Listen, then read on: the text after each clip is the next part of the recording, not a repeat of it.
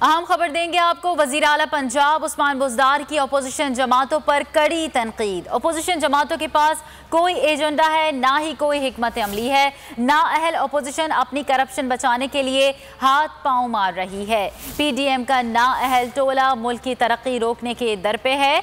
वज़ीर आला ने मजीद कहा, कोरोना के कौमी चैलेंज पर PDM का मनफी रवैया एक अलमिया है। PDM अनासर ने हर मौके पर आवाम को तनहा छोड़ा है। उस्मान बुज़दार ने कोरोना की तीसरी लहर के बावजूद बेहिस टोले ने मनफी रविश नहीं बदली, ऐसा कहना था वज़ीर आला पंजाब उस्मान बुज़दार का।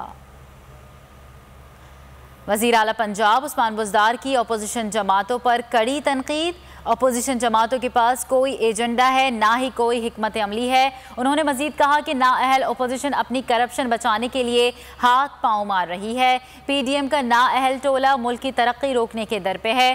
कोरोना के कौमी चैलेंज पर PDM का मनफी रवैया एक अलमिया है। PDM अनासर ने हर मौके पर आवाम को तनहा छोड़ा है। कोरोना की तीसरी लहर के बावजूद बेहिस टोले ने मनफी रविश नहीं बदली। वज़ीर आला पंजाब उस्मान बुज़दार ने ऐसा कहा।